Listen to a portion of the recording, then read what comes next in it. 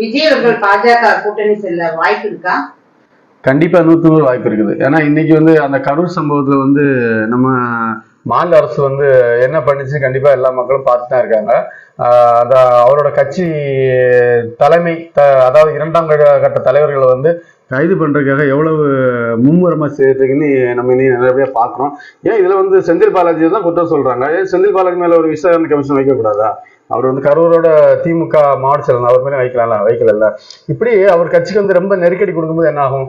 அவர் கண்டிப்பா அவருடைய பாதுகாப்புக்கு இன்னைக்கு மத்தியில யார் ஆள்றாங்களோ யார் ஆண்டாலும் அவங்கள தேடி கண்டிப்பா ஒரு புதுசா கட்சி ஆரம்பி கண்டிப்பா போவாங்க. ஏன்னா மக்கள் செல்வாக்கு நிறைய இருக்குது.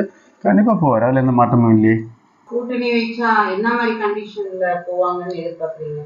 கூட்டணி விஷயத்துல இன்னைக்கு நம்ம ஆந்திராவோட துணை முதல்வர் அதான் பவன் கல்யாண் அவர்கள் ஒரு பேச்சுவார்த்தை நடத்திட்டு இருக்கிறதாட்ட விஜய்கிட்ட பேச்சுவார்த்தை நடத்திட்டு இருக்கிறதா தகவல் வந்துட்டு இருக்குது.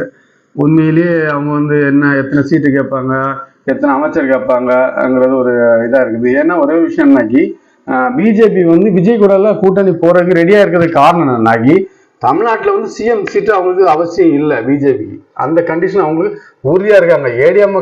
ஏடிஎம்கே ஆண்டாலும் பரவாயில்ல, விஜய் ஆண்டாலும் அவங்களுக்கு பரவாயில்ல. அவங்களோட கண்டிஷன் என்ன? எம்பி எலெக்ஷன் மட்டும்தான், பிரதமரோட தேர்தல் மட்டும்தான் அவங்களுக்கு தேவை. மற்றபடி இது அவங்க அவசியம் இல்லை.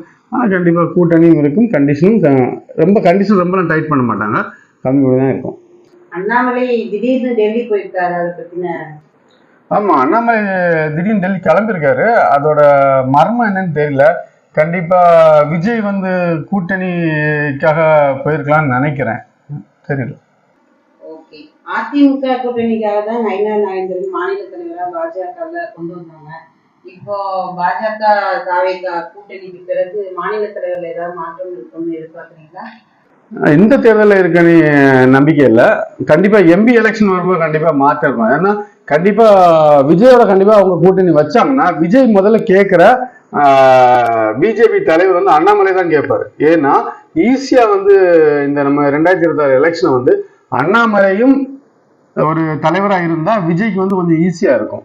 அதுக்காக கண்டிப்பா விஜய் வைக்கிற கண்டிஷன் கண்டிஷன் அதுவும் இருக்கும், நம்பிக்கை இருக்குது. கண்டிப்பா நடக்கும், பார்க்கலாம். மாற்றம் இருக்கும், கண்டிப்பா பார்க்கலாம்.